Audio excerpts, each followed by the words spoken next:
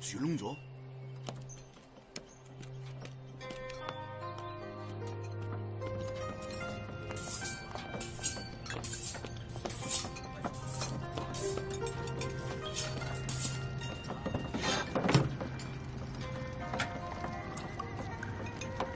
阿良，豬長咩事啊？你睇啲豬肉煮窿晒，我講過幾多次，成個盤菜嘅靈魂就喺啲豬肉度。我頭先啱啱去咗個廁所，翻嚟之後佢太唔似樣啦！你今日一直心神恍惚，而家闖禍啦！喂，究竟點搞㗎？仲有半個鐘頭壽宴就要開始㗎啦！好啦，連豬肉都炆到燶晒，盤菜入邊點可以冇豬肉㗎？而家唯一可以做嘅就係請刀。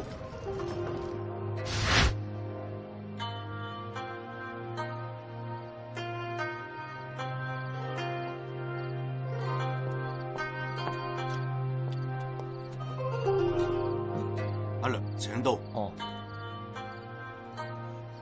第5代龍頭刀傳人黃秉儀向列祖列宗請刀，人刀合一，忠孝相傳。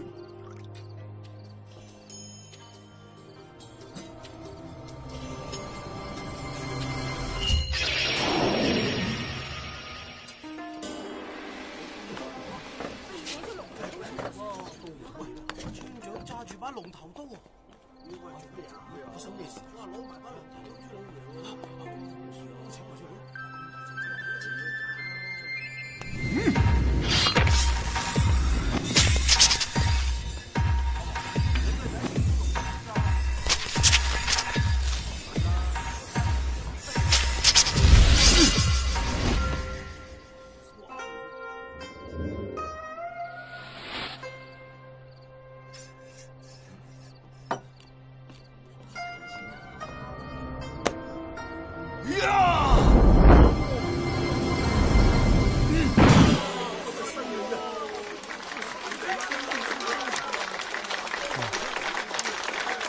太犀利啦，簡直係神乎其技啊！二叔公，你可以同大家講，壽宴準時開席。哎呀，咁我炆豬肉就全靠你咯。冇問題。嗱，我俾封利是你，我祝你順順利利。多謝，二叔公。好，壽宴準時開席。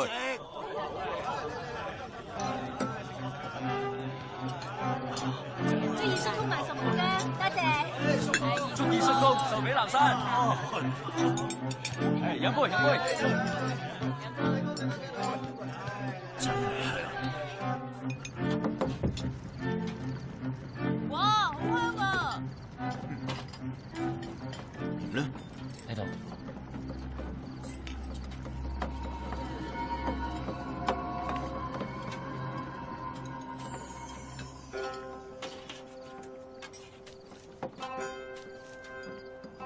搞掂。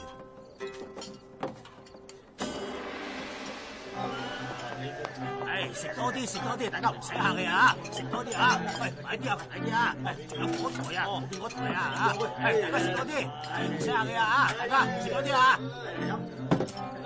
隨便啦喎。如果祖少爺喺度啊，我哋就唔使手忙腳亂啦。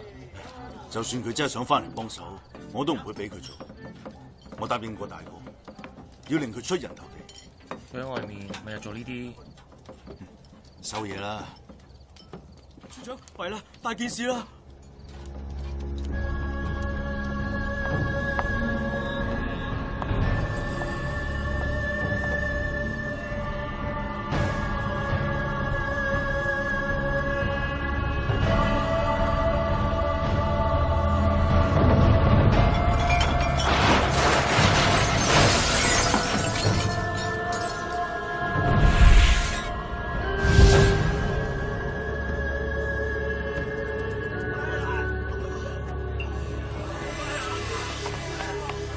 點解要咁做？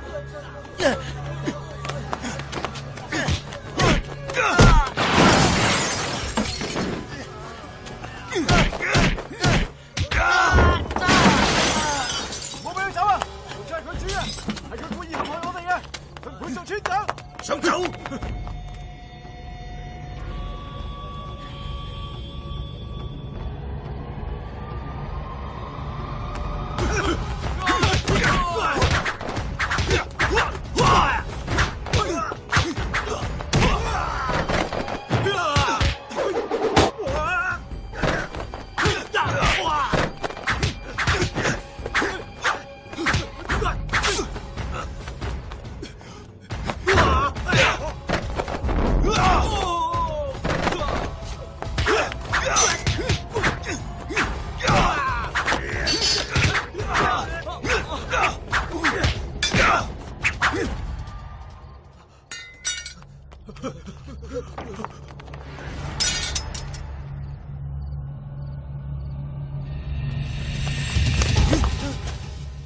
係邊個指使你嘅？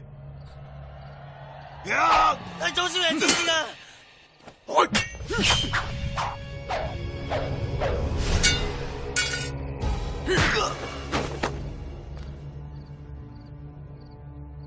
黃秉義，既然你請咗龍頭刀，就要負起呢個責任。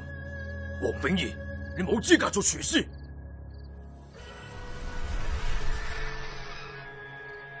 我係俾人陷害嘅。我誤會你，啲豬肉係你親手煮嘅。黃秉義，你已經唔配擁有龍頭刀啦。係祖少爺指使㗎。我決定將黃秉義逐出本村，由黃繼祖暫代村長嘅位置。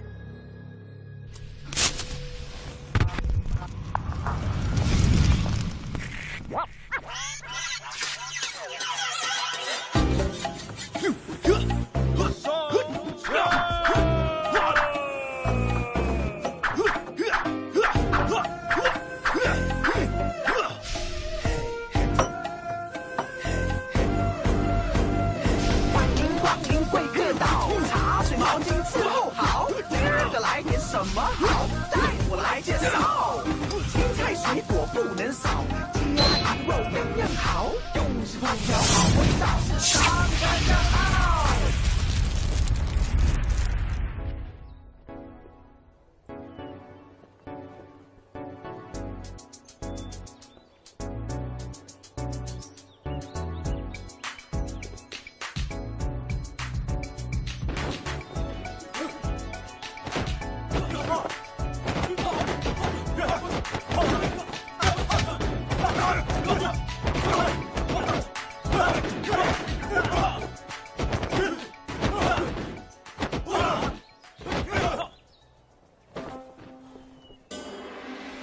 各位同學，喺你哋畢業之前，喺你哋邊個能夠將大同武術嘅校徽擺翻佢個位置上邊，佢就可以成為第一優異生。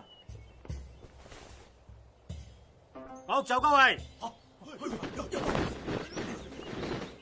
預備，開始。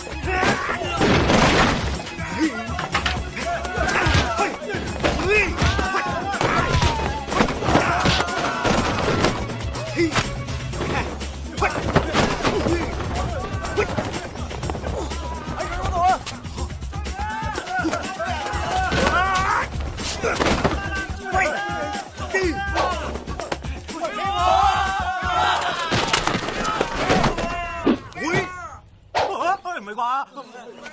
喺校長度啊！咦，唔好過嚟啊！唔好過嚟啊！我係校長。邊個想做第一優異生就上啦！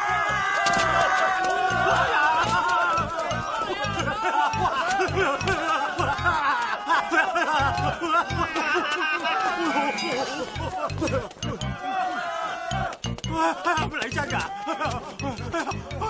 我冇啊！哎呀，已經唔喺我度噶啦，我冇攞啊！頭先我交咗俾健一，喺健一嗰度啊！喺邊度啊？校長啊，你交俾邊個啫？我交咗俾個衰仔人咧！你個死仔包啊！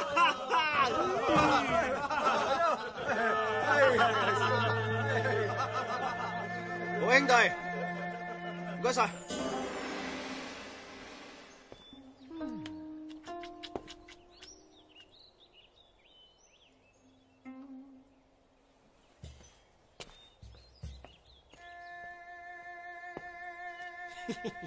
健一係咪走咗啊？我問你啊，健一佢係咪已經走咗啊？我頭先好似應該或者見到佢走咗，應該係啊。問你嘥鬼氣，我自己去追。唔使追啦，佢走之前叫我將呢個盒交俾你啊。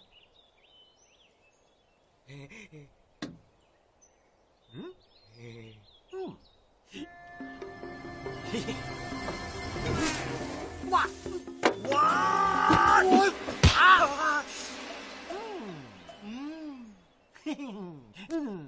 連校長都玩，冇大冇細。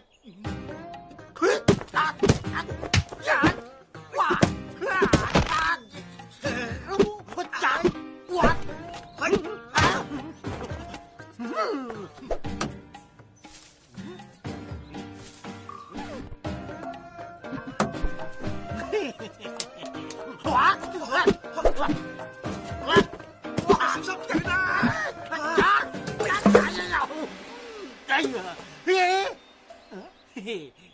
去學校嘅。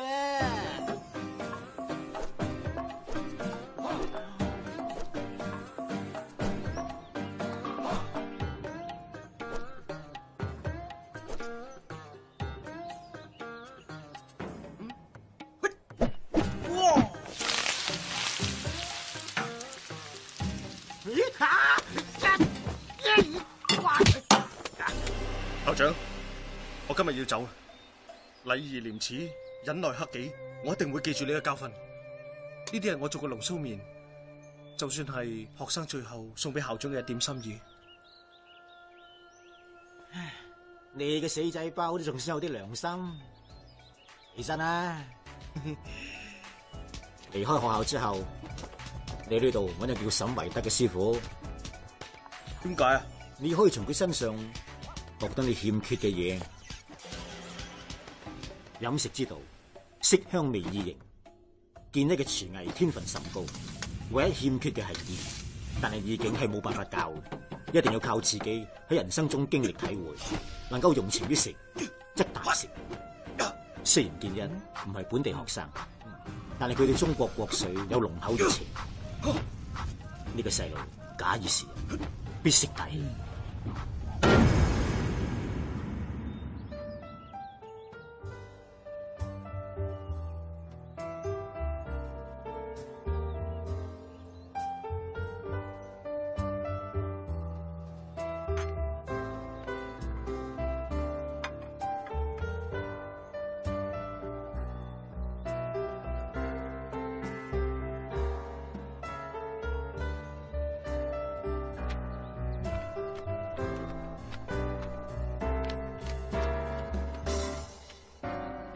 阿妹，茶香可以干擾我咩？等陣。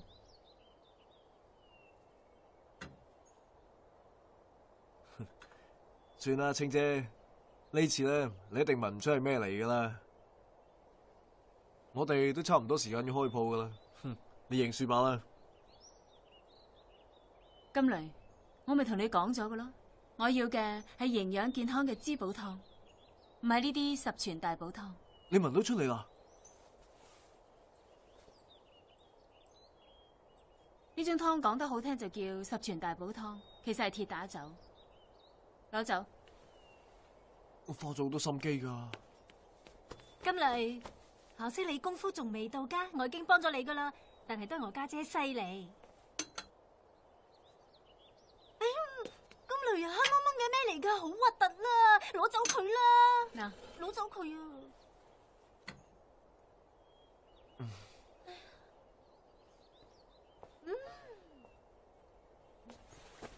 都係我家姐犀利。送嚟嘅貨收咗未啊？而家去啊！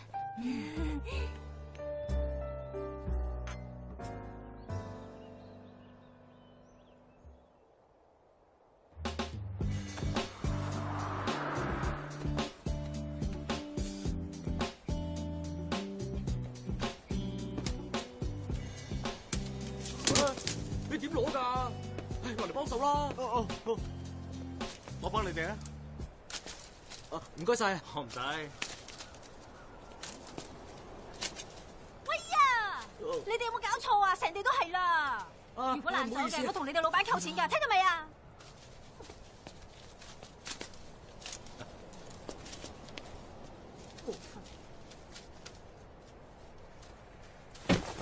我個頭啊，好痛啊！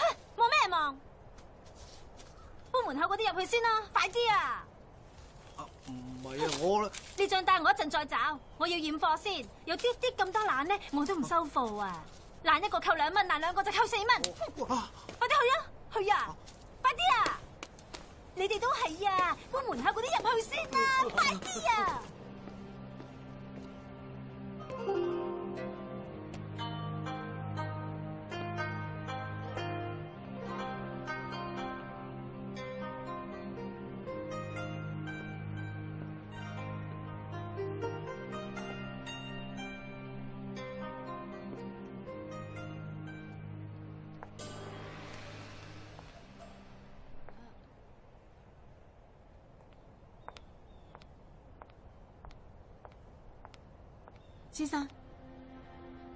先生，你係咪想食飯啊？請呢邊啊！你話咩話？我話1，我唔係咕喱；2，我唔係專登撞你嘅；3，我係嚟搵沈師傅嘅；4，我好肚餓啊！咁你做咩唔早啲講啊？咁你有冇俾機會我講啊？你頭先撞我個頭嗰筆，我一陣再同你慢慢計。咁你喺呢一度等一陣。因為我哋啱開門，你唔介意嘅話，坐住嗰邊先啦。冇所謂。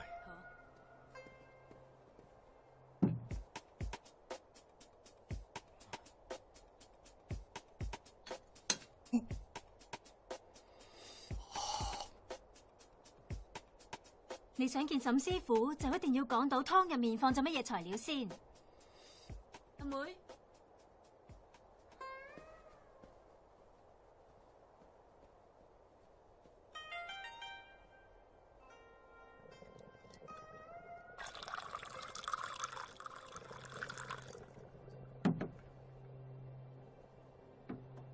唔該晒。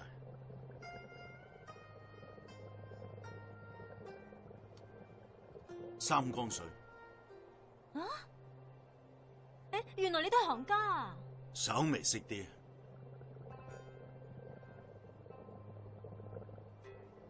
陳年吉鋪自己做嘅。你點會知道㗎？千年人參，百年陳皮，將新會金桔皮同埋陳年普洱結合埋一齊，燒漬化製，移通五臟。都識得唔少嘢喎。不過我哋呢一度嘅菜比呢啲茶更加出色，我可以保證你從來都未食過。想食啲咩啊？你哋呢度嘅招牌菜係咩？哦，全部都係招牌菜，任你點。開水白菜。哦，開水白菜？咁白菜係用水蒸啊，定係煮啊？唔好亂講。客人點嘅係四川名菜開水白菜，雖然我哋係粵菜館，既然先生想食嘅話，我哋即刻為你準備。喂，點啊？你試到未啊？有冇搞錯啊？跌打酒咁嘅味嘅？不過我知道裏邊有乾坤，呢道菜係三蛇燉水魚，真核突。睇唔出你都有啲本事喎。咁你知唔知道開水白菜係點樣整啊？我係學廚噶，呢啲咁簡單嘅菜，我梗係識整啦。順便俾一下我添。師傅，點解呢個人嚟粵菜館點四川菜嘅？有啲奇怪喎。睇嚟呢個係同行，想用開水白菜嚟考我。好彩你師傅我並唔係浪得去明。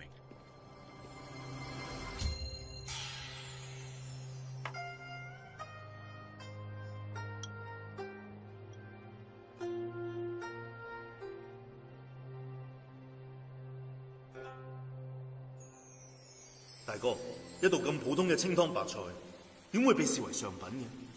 阿姨，白菜對我哋圍村人嚟講有唔同嘅意義，佢就好似我哋嘅親人一樣，平時唔會對佢特別感動，但係真係失去咗，就會思念嗰種平淡中嘅溫暖同埋親切，你將來就會明白㗎啦。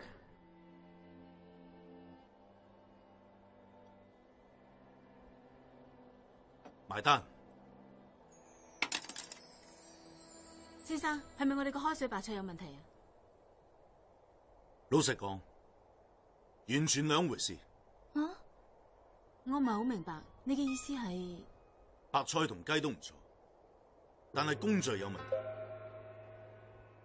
你哋呢度開水白菜，任何一間食館都做到出嚟。呢道菜已經失傳咗。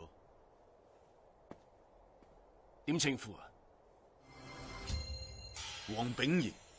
黃師傅，如果你有真功夫嘅，敢唔敢同我師傅比試啊？如果我哋輸咗嘅話，如果我輸咗嘅，從此就唔踏足四海一品半步；如果我贏咗嘅，就有勞黃師傅你喺四海一品洗碗1年。我點解要同你比試？身為一個廚師，你唔好拒絕我嘅理由。好，但係我需要一個助手。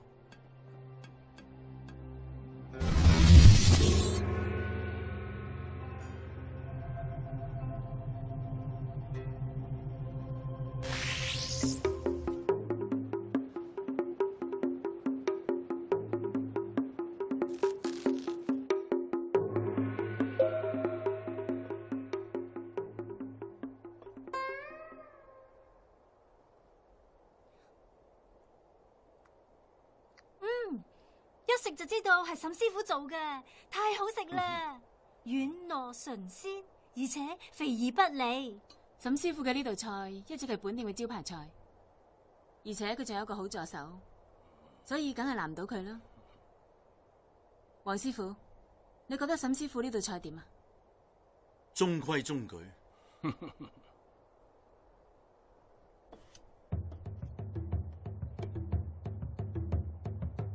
黃師傅啊，你呢一道鴨上台都凍晒啦！小心！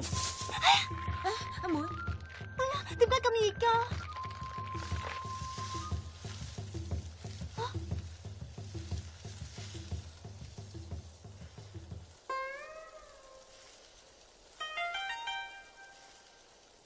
點解會咁嘅？其實喺鴨嘅外層有一層薄薄嘅鹽，係用嚟保溫。雖然鴨上咗台，其實仲喺度煮緊。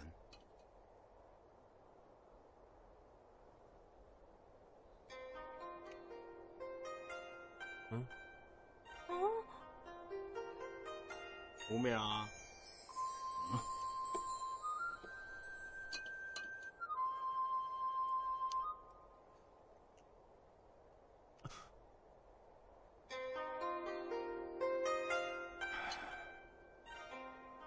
我輸咗，點解咁就輸啊？果然係失傳咗100幾年嘅吳祖八寶鴨嘅味道，真係估唔到，味道同書上面所寫嘅一模一樣。做呢道菜唔可以用刀，唔可以用刀。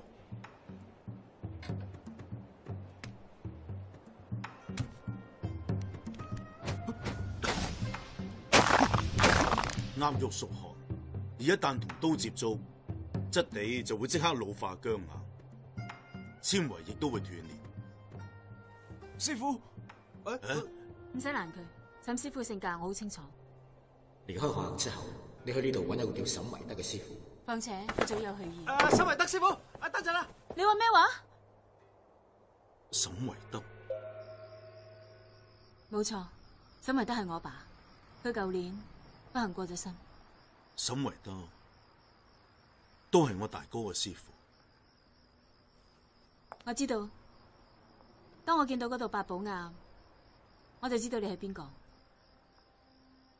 咁你應該知道我。黃師傅，你嘅事我略有所聞，我相信你係無辜嘅。點解呢？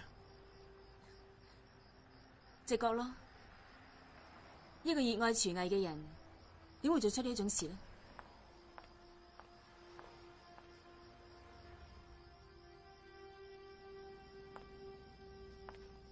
飲茶。唔該。沈師傅佢走咗，四海一品冇人掌廚，我只係識背菜譜。阿妹又唔肯繼承父業，咁樣落去，四海一品遲早會窮途末路。沈家呢個招牌亦會。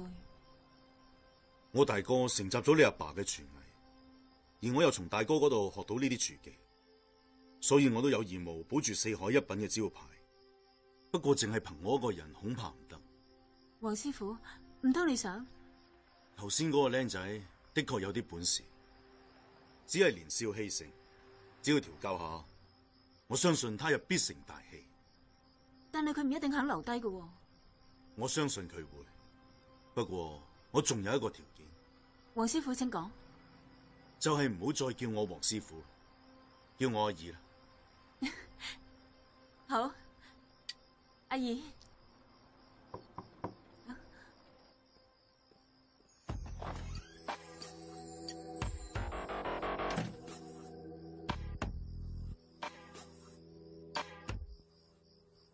我要同你比試。你想比咩？刀工。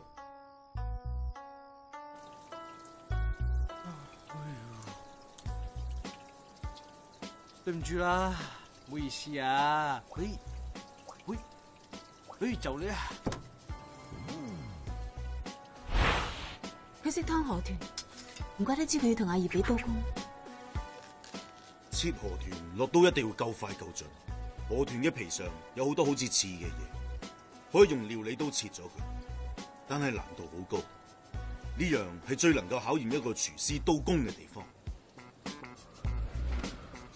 搞掂啦！呢個就係我嘅薄片生河豚。如果你驚嘅，就過半個鐘頭先食啦。細膩嘅口感，冇魚腥味，肉質鮮甜，做到魚唔似魚，肉唔似肉，呢啲就係河豚嘅至高境界。還可以，輪到我啦。係鯛魚，日本人奉鯛魚為魚中之王。佢嘅味道高雅含蓄，魚肉滑中帶鮮，但係同河豚相比，呢啲係冰鮮鯛魚片，睇嚟冇咩特別啫。阿爺嘅刀工再好，鯛魚嘅味道又點可以勝過河豚？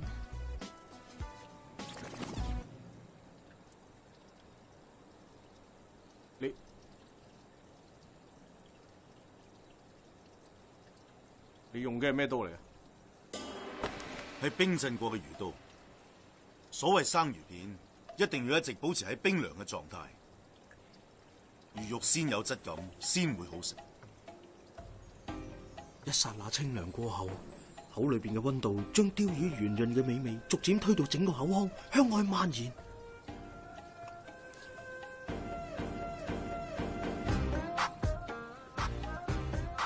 冰封嘅鯛魚就好似喺口裏邊獲得重生咁，係一個無懈可擊嘅鮮味啊！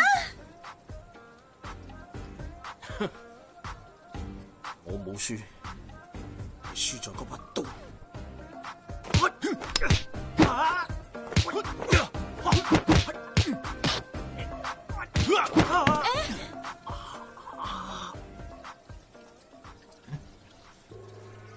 真人不露相，原來呢啲先係刀工嘅秘密。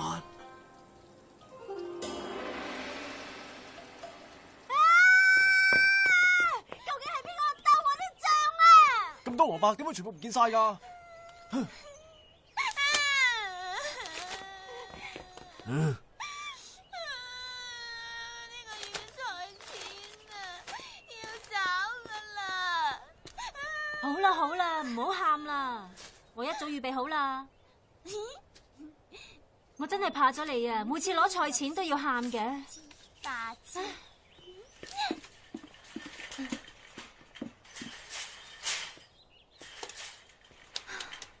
收貨啊！喂，邊個叫你送嚟㗎？係位黃生訂嘅貨。多謝。咩嚟㗎？喺邊間㗎？做吉醬用鳳梨熬汁冇問題，但係要加韓谷同埋甘草。根部發青、帶有辣味嘅蘿蔔，根本就唔算係蘿蔔。黃炳義字，一定係佢鬥過我啲醬，太過分啦！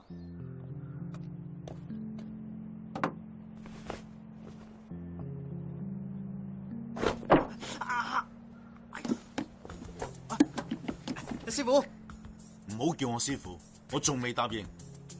師傅啊，你講啊，唔理你叫我做乜嘢，我都肯啊。唉，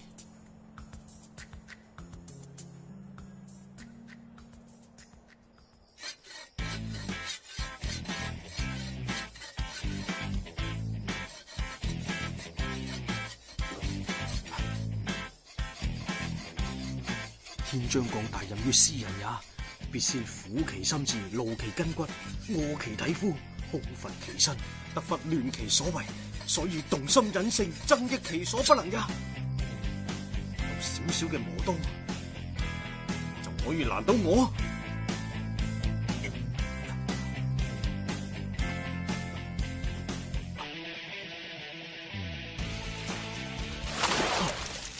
你話你係咪有病啊？半夜三更唔瞓覺，你喺度磨咩刀啊？仲一磨就磨到天光添，你唔俾人哋瞓覺噶？估唔到啊！你唔單止姓龍啊，你仲係龍噶，死龍鬼！有病啊！你究竟想做乜嘢啊？你以為你喺度做恐怖片啊？吓，磨啲咁嘅爛刀，你嚇邊個啊？你知唔知你足足嘈咗我成晚啊？我成晚冇瞓啊！我就嚟發癲噶啦！你呢個嘢係咪有病啊？有病嘅就唔該你去睇醫生啦。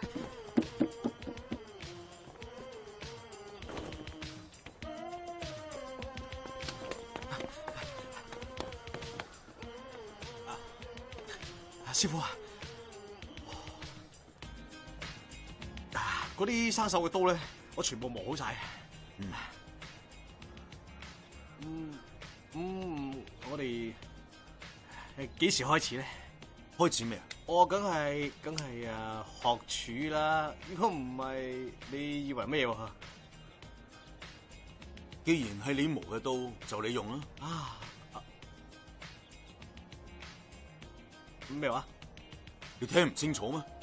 我係想知道咧，你幾時教我啫？Moon 啊，喺蘿蔔皮咯，有幾爐噶？師傅，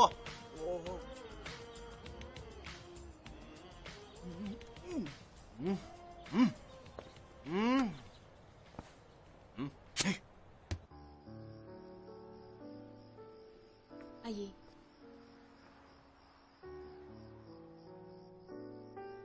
聽日係你第一日做四海一餅嘅大廚，呢套係你嘅廚師服。唔該晒。阿姨，你係咪有心事啊？我好擔心我嘅侄仔。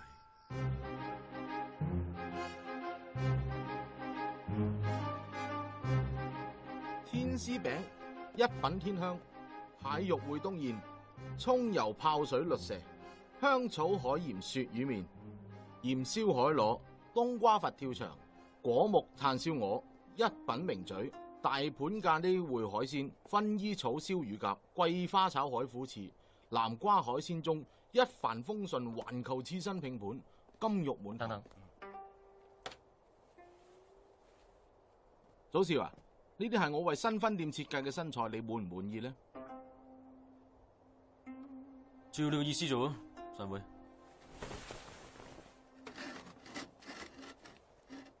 祖少爺，我幫新分店請個大廚翻嚟。沈師傅，以前喺邊間做噶？四海日品。好好地，點解要嚟越王軒啊？祖少爺，其實我一早就希望可以加入好似越王軒呢啲咁有規模嘅集團。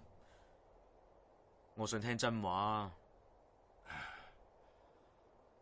其實係我一時失手，敗喺兩個人嘅手上邊，所以沈師傅行內都略有名氣，咩大廚咁犀利，真係打低啊！呢個人叫黃炳儀，佢叫咩話？叫黃炳儀。黃炳儀，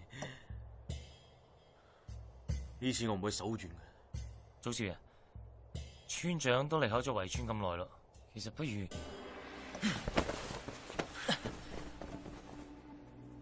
你想同邊個講說話？我唔係同邊個講說話。村長，我意思係話你始終兩叔侄啊嘛，無謂佢唔搞到係我叔啲關係好似仇你唔好人咁樣再講啦係咪？你聽我講，同我收聲啊！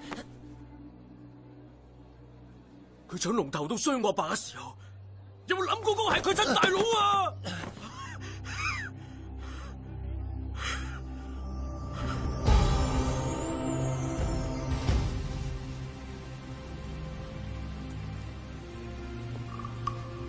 俾翻我！俾翻我！俾翻我！還翻俾我！還翻俾我啊！大哥，冷靜啲啦。點解？嗰把刀係我嘅，廚神嘅名譽都係我嘅。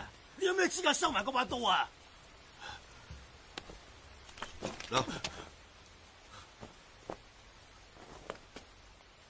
我唔係要呢把，我要龍頭刀。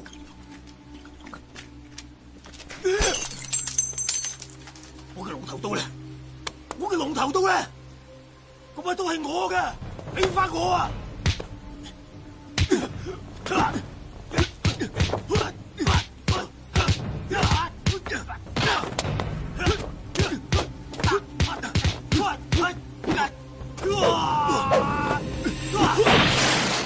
佢一直想要嗰把刀，想做村長。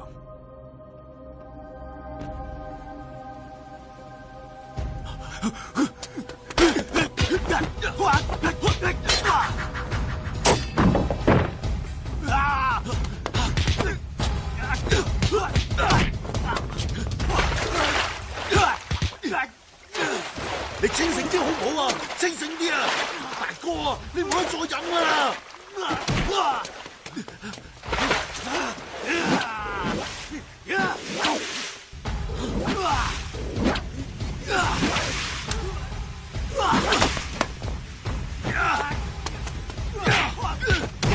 就係最危急嘅時，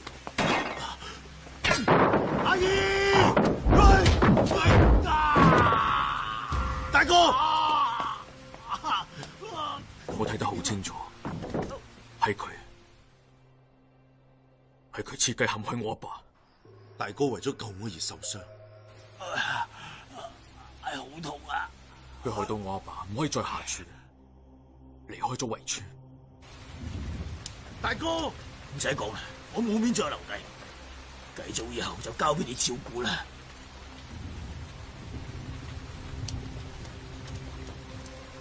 我答應過我大哥要好好照顧繼祖，點知道我逼佢離開圍村，係報仇。佢竟然咁樣對你，算啦，過去嘅事唔好再提啦。其實你大哥當年連續2屆得到廚神嘅稱號，為我哋沈家增光唔少。我大哥的確係個奇才。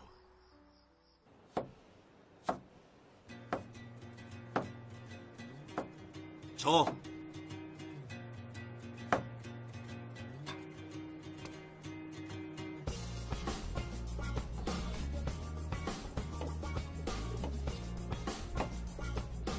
坐啊！坐啊！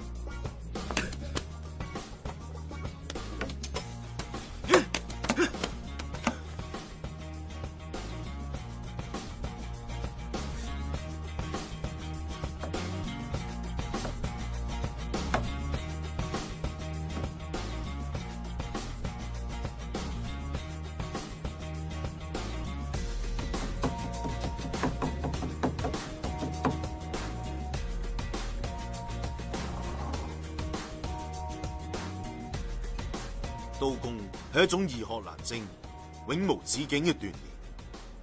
常人切割能夠整齊利落就算合格。至於刀法如果略通砍、剁、劃、拍嘅常法，已經無礙於色味。如果想要做個好廚師，想咩材料用咩刀工，就要自己花啲時間琢磨啦。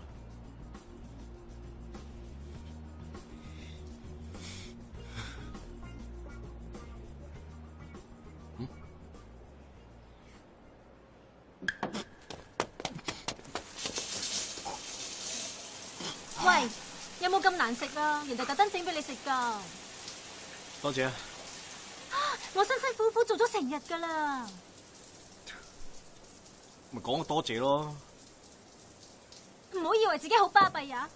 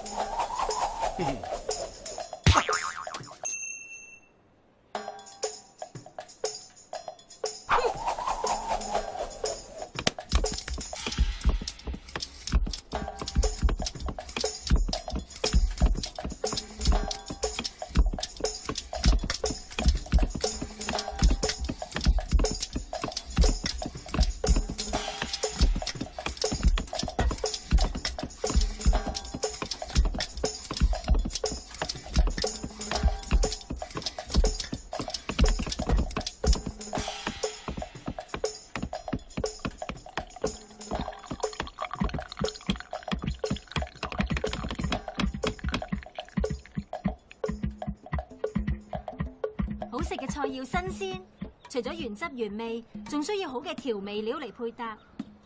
調味醬呢係食物嘅靈魂，每個人嘅口味都唔同。再好嘅食物，日日食都會厭嘅，所以好廚師都會識調醬汁。試下。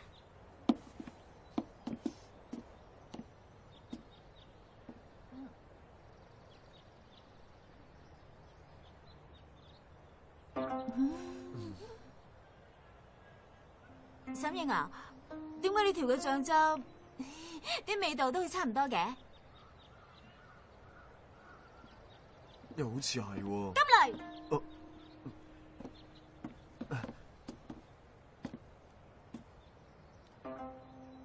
其實調製自己嘅醬汁好容易，只需要啲耐性、啲興趣，再加啲想像力。食物嘅味道無非都係甜、酸、苦、辣、鹹呢幾種，只要你多嘗試，混和各種唔同嘅佐料，揾出自己同客人最中意嘅口味，咁就得噶啦。哇，好味啊！係咪啊，金雷哥？呢啲醬酸裏有鹹，鹹裏有甜，甜裏有辣，而且口感一流，係點整出嚟嘅咧？我未食過啲咁特別嘅醬汁㗎。金雷啊，今日就用呢一個醬汁，快啲攞去廚房收好佢啊！好，我知道啊。小心啲啊！金雷哥，我陪你啊！啊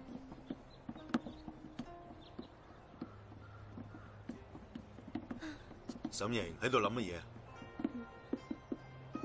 我喺度諗點至可以做出一碗美味可口嘅豆腐花。你想做豆腐花？叫我一聲師傅，我就教你。但係要好好食嗰種喎。冇問題。師傅，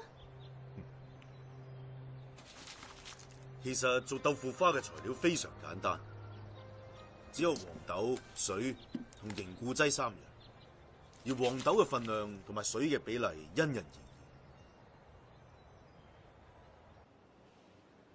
而異。我今日教你炒。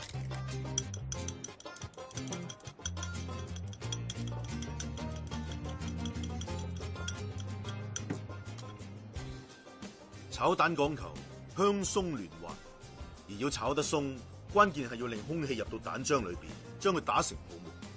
咁樣同蛋糕鬆唔鬆嘅道理一樣。師傅今日炒一次俾你睇，以後就要靠你自己噶啦。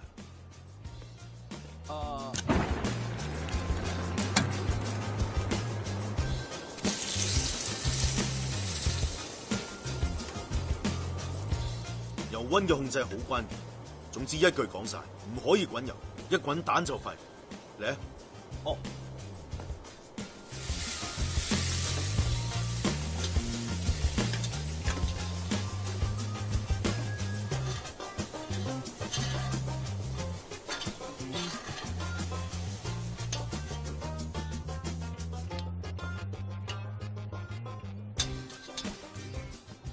師傅啊，蛋仲未熟喎。就係要利用佢嘅餘溫令到蛋熟透，咁樣蛋先會。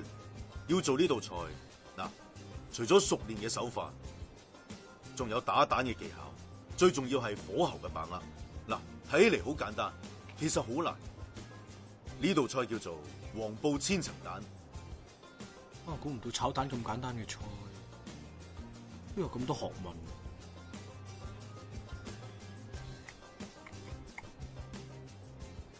越簡單嘅菜，越難把握其中嘅神髓。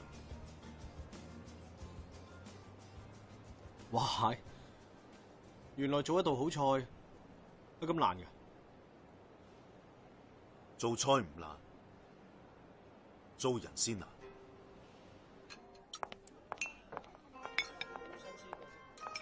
姐姐雞煲啊，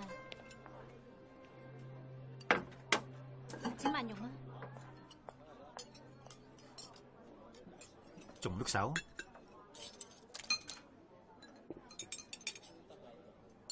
係我哋酒樓秘製嘅醬汁嚟嘅。係啊，今日啱啱推出嘅，希望你中意。老闆，我未食過咁香。呢啲咩嚟㗎？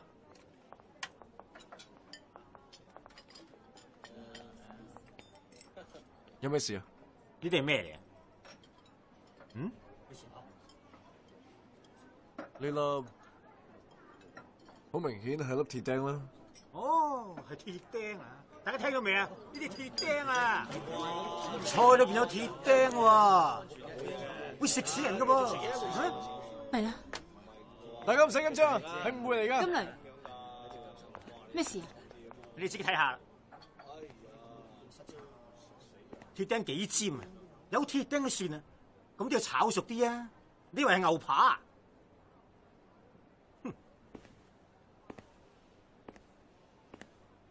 炒一半，炒一半，半生熟咁，想食死人啊！你想點啊？你哋太過分啦！想搞事都應該出過啲高招啊！你哋加喺菜度嗰啲鐵釘仲多過啲豆豉啊！我哋會咁做咩？分明係插贓。咁就難講啦！你哋嘅大廚早有前科啦。前科？你講咩啊？哎呀，有啲咩前科？唉，唔好食啦！黃炳儀，呢啲係祖少爺送俾你嘅禮物，唔使擔心，你哋田總廚整嘅炆豬肉冇問題嘅，好自為之。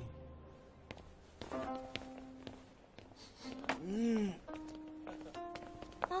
點解啊？咁即係點啊？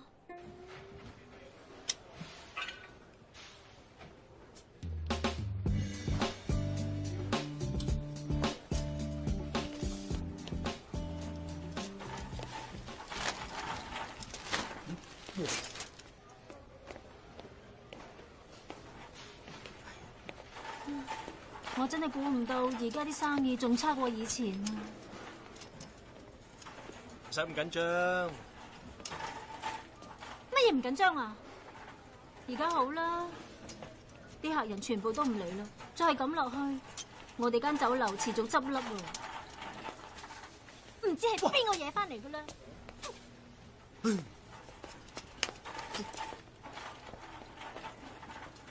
大哥，你買嘢啊？其實都唔關師傅事嘅，嗰啲人嚟搞事啊！等我嚟啊！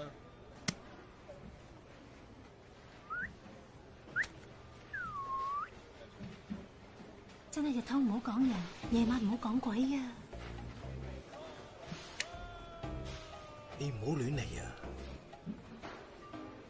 咁點都好過有啲人俾人蝦，都唔敢出聲啊！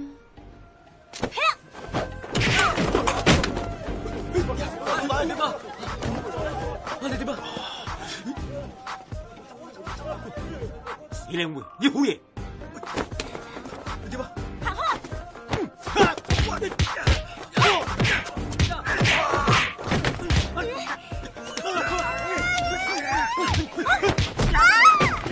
做咩？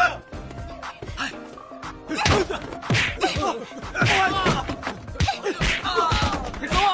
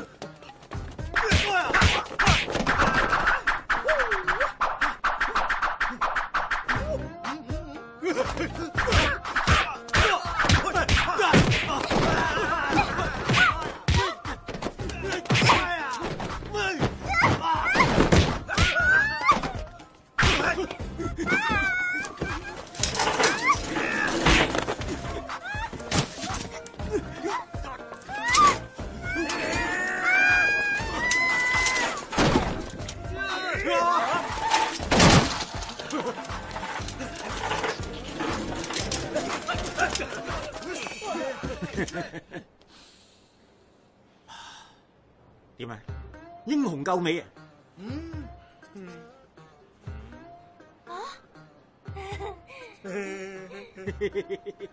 着。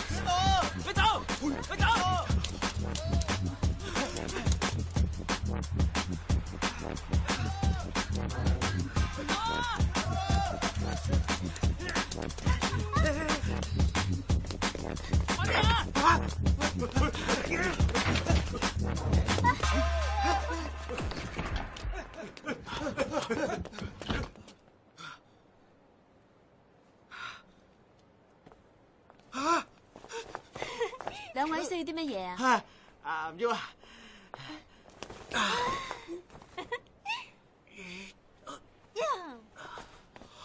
黑人憎，做咩攔住我啊？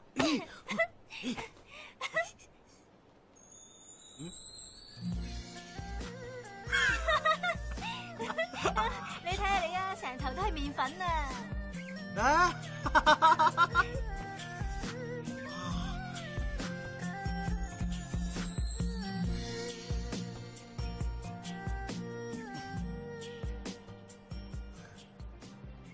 第7屆全港中華廚神大賽現正接受報名， 4年一度嘅中華廚神大賽嘅獲勝者，除咗可以得到廚神終身榮譽之外，如果我哋得到冠軍，咪可以挽回四海一品嘅聲譽。快啲翻去通知家姐咯！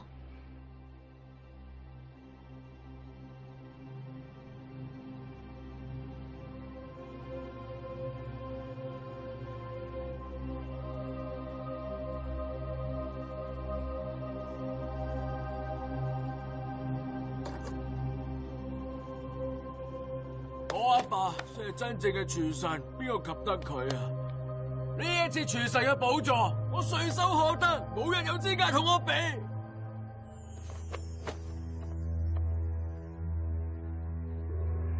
我要報仇啊！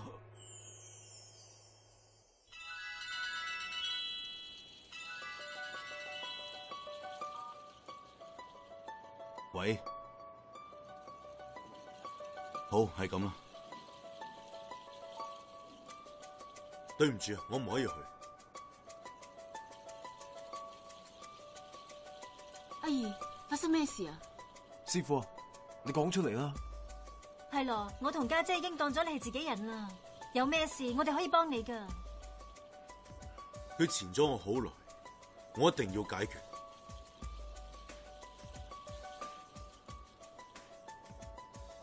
師傅，如果你唔去嘅，我哋都唔去。健一，呢次嘅比賽係非常重要。有乜嘢比比賽更加重要？有，就係你哋同四海一品。廚神對我嚟講並唔重要，為咗四海一品，你哋要盡力比賽。你放心，我哋會等你。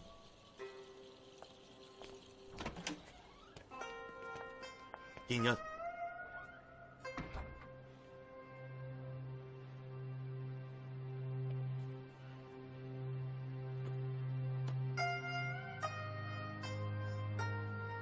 呢個你攞去。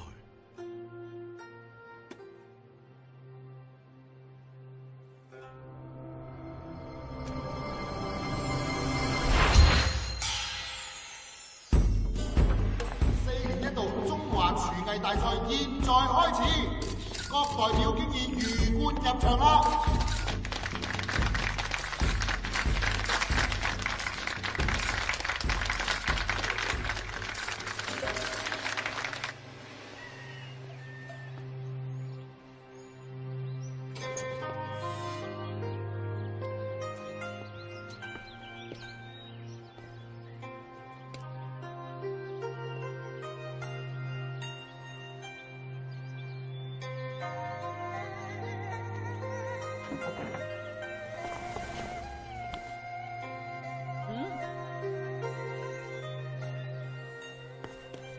二叔叔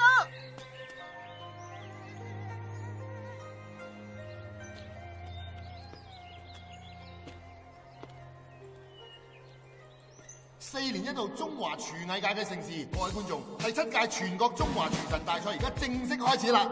首先介紹一下5位嘅評審員，佢哋分別就係中華烹飪研習會會長于本昌先生、名廚廖志榮先生、餐飲聯盟嘅黃麗梅女士、餐協主席黃永始先生、廚協榮譽主席余永文先生嘅。嗱，喺比賽開始之前呢，我哋有請上一屆嘅廚神得主，就係代表粵黃軒嘅田秋都師傅。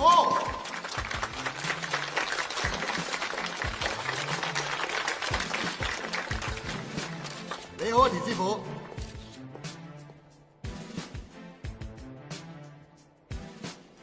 師傅，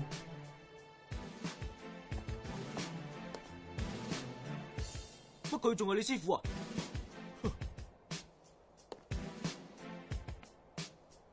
咁嚟，佢唔係你師傅啦。肥仔廚神，我要向你挑戰。好啊，貴寶號啊，四海一品。哦。嗱，而家同大家講下比賽規則。比賽咧就係淘汰賽。今日評審員咧會喺6隊當中啊選出2隊出嚟，直接進入我哋下一次嘅決賽嘅。呢次嘅主題就係刀，亦即係話除咗要符合色香味形之外呢，最重要咧就係發揮廚藝上嘅刀工，因為刀工先係廚藝嘅真功夫。比賽限時1個鐘頭，我而家宣布比賽正式開始。三元牛頭。我終於明白師傅嘅用意。咁嚟，我哋一定要出線。我哋加油。不過我哋要做咩菜啊？人哋揀緊食材咯。家姐啊，咁我哋做咩菜好啊？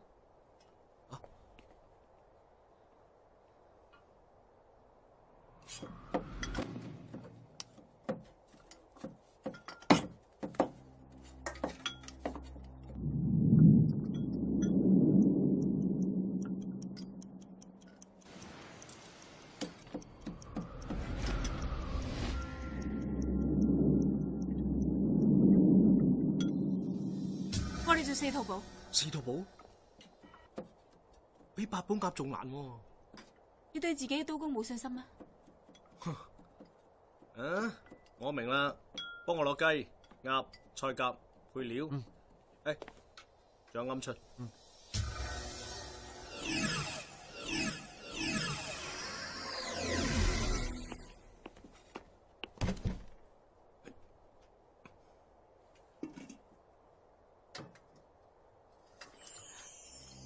家姐啊，嗰個田秋刀，佢究竟喺度做緊咩菜啊？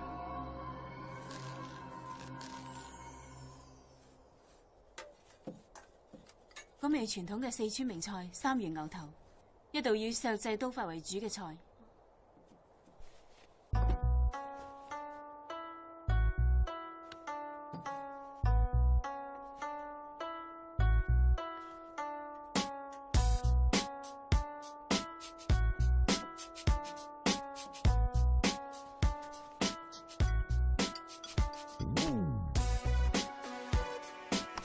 比賽進行得相當激烈，但係比賽嘅時間剩翻3分鐘。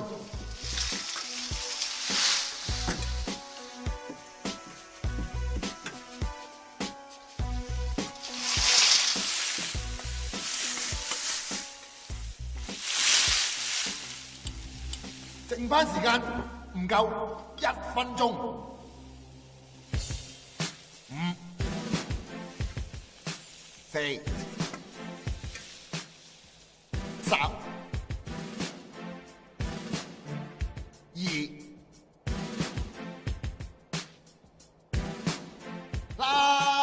夠鐘。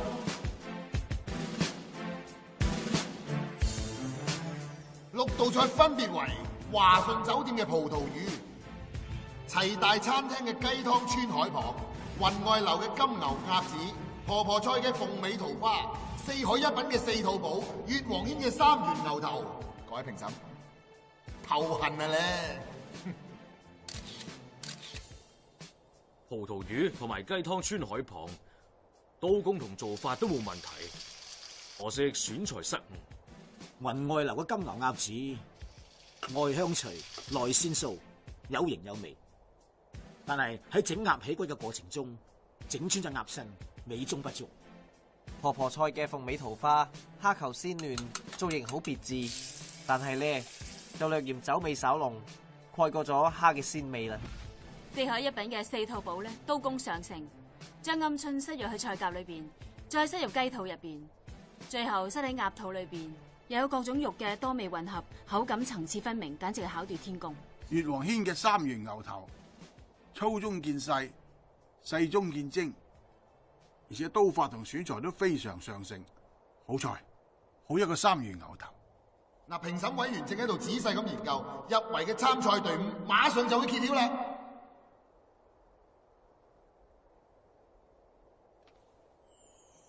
就係越王軒嘅田秋刀以及四海一品嘅龍建一，恭喜晒！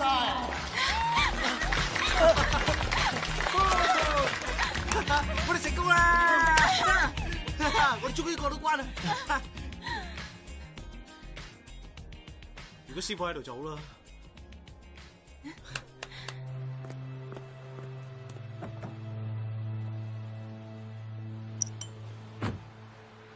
祖師爺，我哋入咗決賽啦。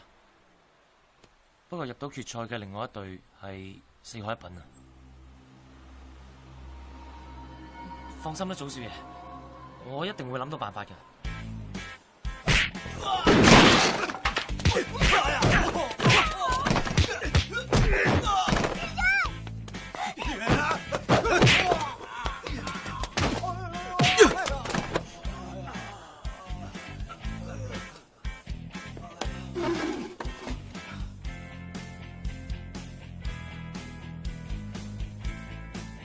建一，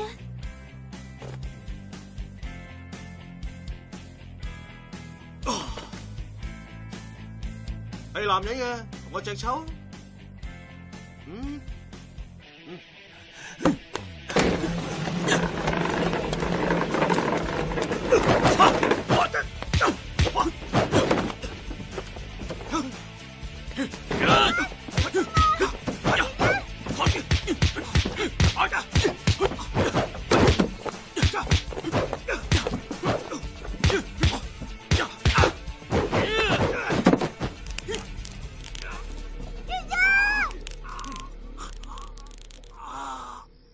美味嘅食物可以令人快樂，如果連煮嘅人都唔快樂，點將快樂傳俾人哋？見到你翻返圍村，我就知道你想通咗。多謝你。應該我講多謝。如果冇你用心去調教佢哋，就唔可以進入決賽。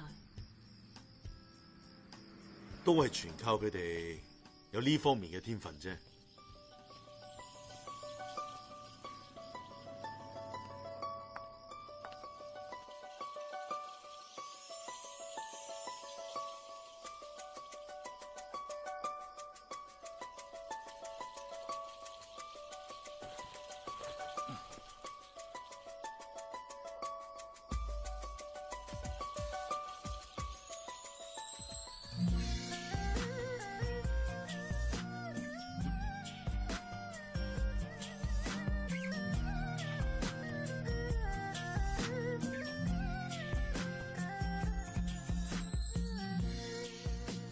建一，多謝你。好眼瞓啊！你唔好瞓啊！我仲有好多地方想同你去噶，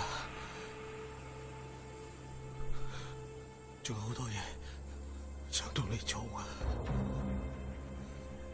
點解快樂會咁短暫噶？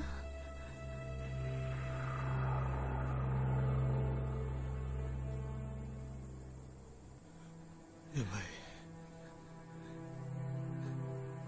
人有太多唔快樂嘅時候啊！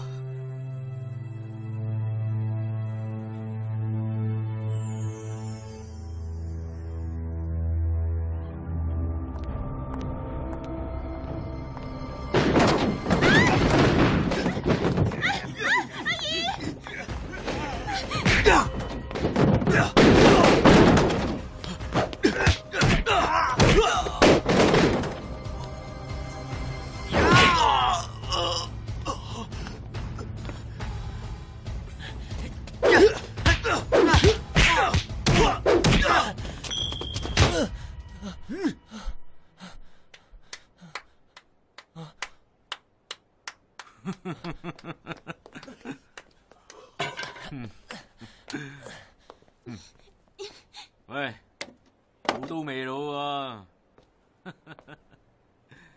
坐啦。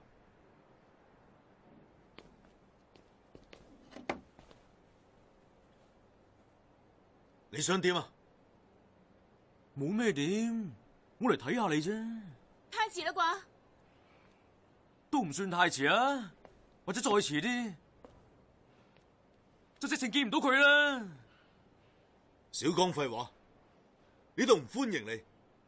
我係你嘅侄嚟噶，我嚟探你，你仲趕我走？睇你無情無義嗰個唔係我啊！二叔，你個徒弟打傷我嘅手下，呢條數點計先？你做過乜嘢？心知肚明啊！心知肚明。當年你為咗搶龍頭刀，逼走我阿爸，而家又嚟同我搶廚神，呢句說話應該我講至啱。你意思佢冇錯？停手！唔理你信唔信，你阿爸離開有佢嘅理由。好，我點處置嗰個僆仔同僆妹，都有我嘅理由。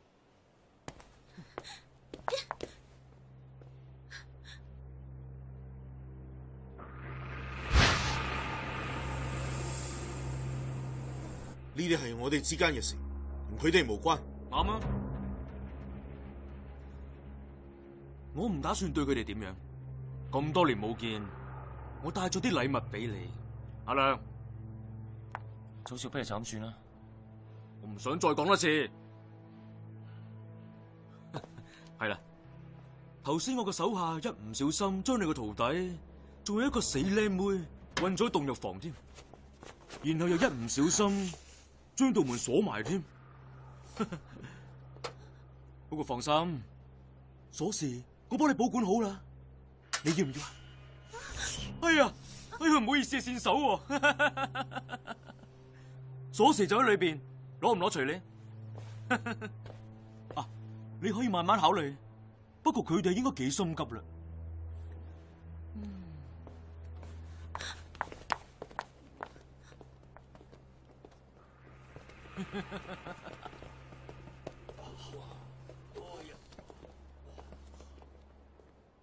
我冇得選擇。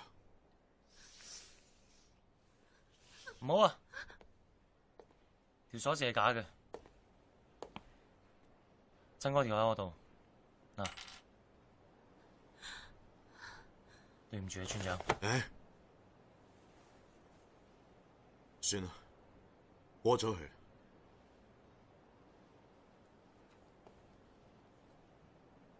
多謝你，多謝李志珍。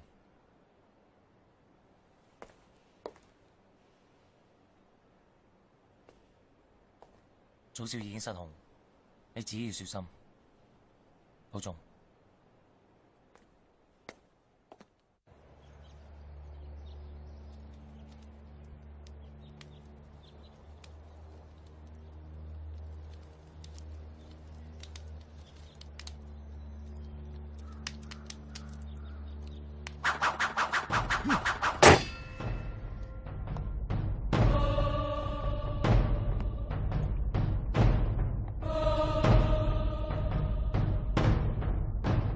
廚神馬上就會誕生啦！今日嘅主題就係湯。嗱，中國人成日都話無湯不成席。今日除咗做湯之外，仲要符合一個特別嘅要求，就係大羹不和。家姐啊，乜嘢叫做大羹不和啊？就係無味係五味之盡，就係有意識咁喺湯羹中唔加調味。烹飪藝術中有只烹不調，突出本味嘅手法。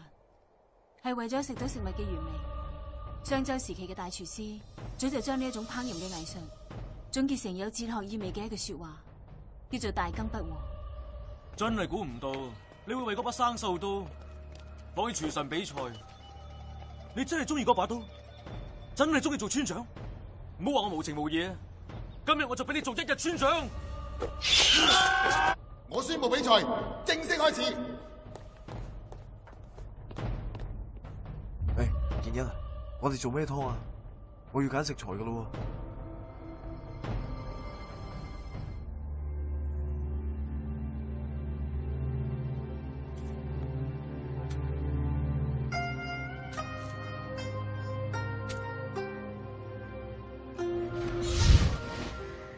就咁煮幾棵白菜，點解會被視為上品嘅？健一，白菜對圍村人嚟講意義重大，佢就好似我哋親人一樣，平時冇咩特別感覺，但係真係失去咗，先會感受到佢嘅親切。將來你就會明白。咁嚟，我哋做開水白菜。師傅講過，廚神對佢唔重要，四海一品先係最重要。好，我哋做開水白菜。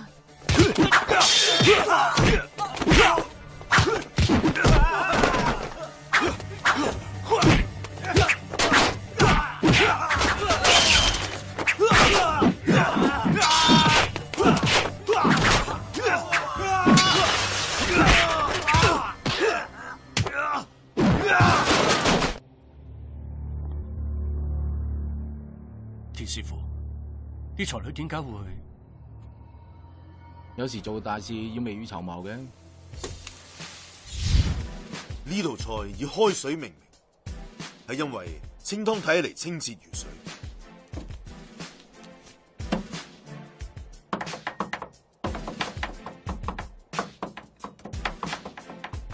做法係將剁成蓉嘅雞肉均勻咁放喺雞湯入面，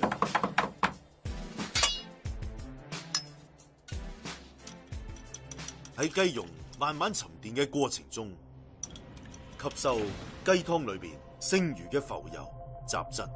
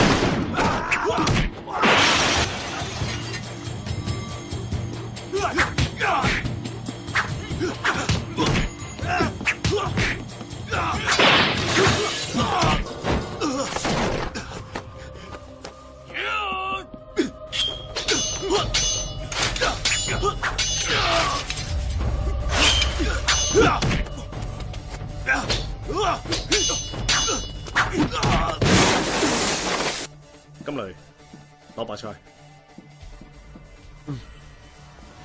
而白菜並唔係一般嘅白菜，係精挑細選最嫩最香嘅白菜心。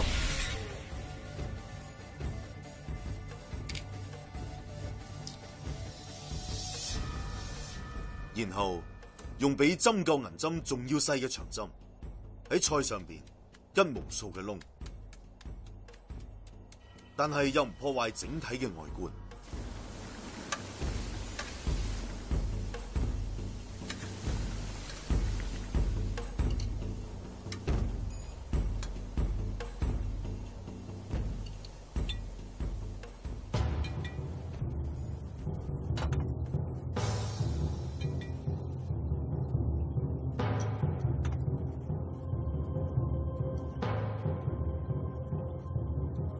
最後將加工好嘅上湯倒入裝白菜嘅湯盅裏面，入籠猛火蒸頭。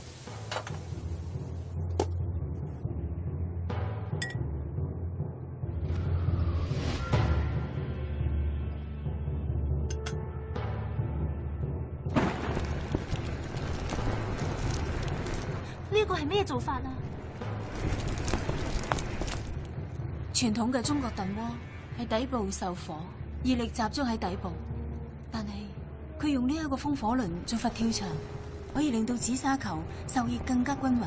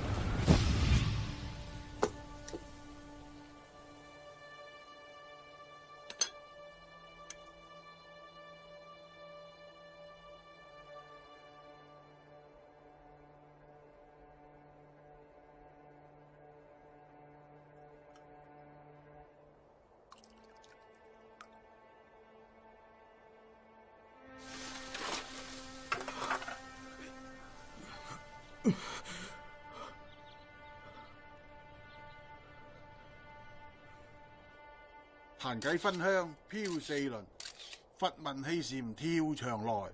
佛跳牆絕對係湯中嘅極品，開水白菜根本就唔係呢個檔次。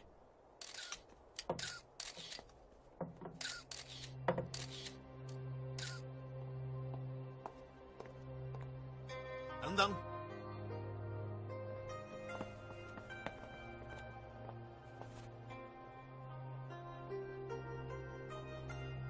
做一個屬於四海一品嘅開水白菜。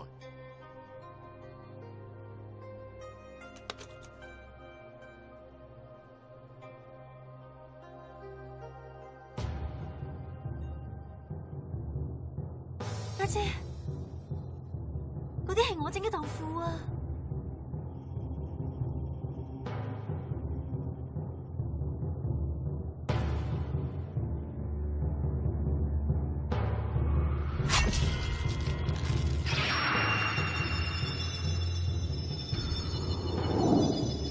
龍頭東。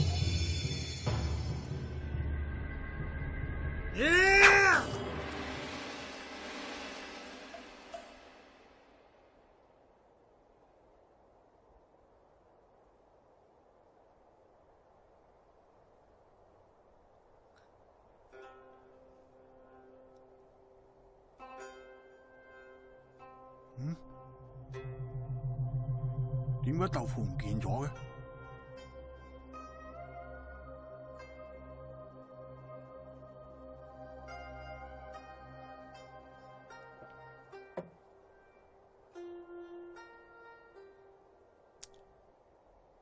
點解川菜師傅將開水白菜視為珍品？其實將好低賤、好平常嘅食材烹調成珍品，正好就係川菜嘅大化之道，亦係我哋做人做事嘅至高境界。呢啲先至食物嘅本味，大羹不和啊！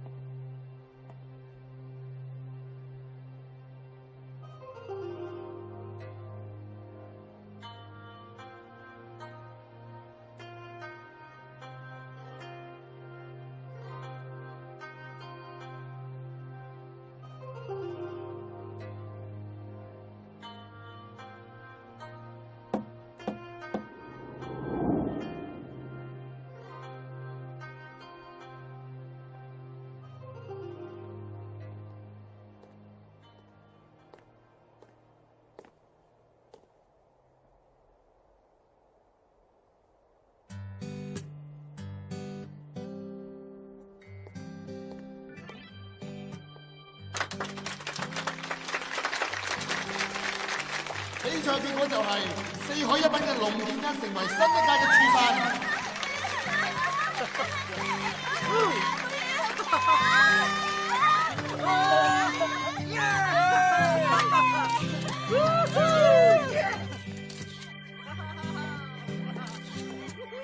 大哥，既然嚟咗，試一啖湯啦。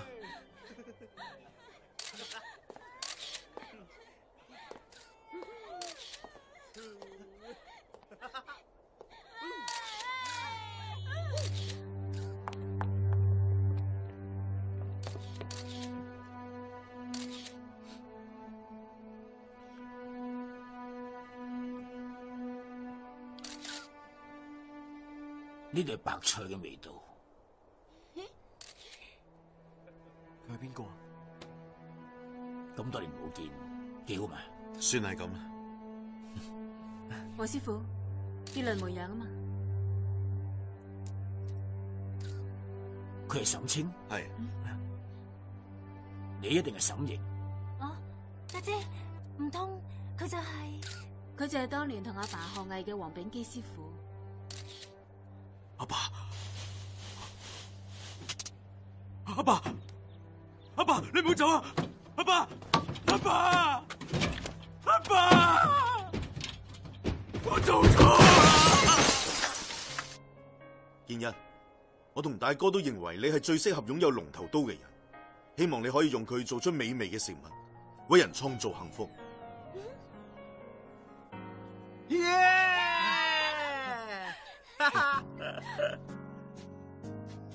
師傅要我陪佢翻圍村學廚藝，去幾耐啊1個月啩。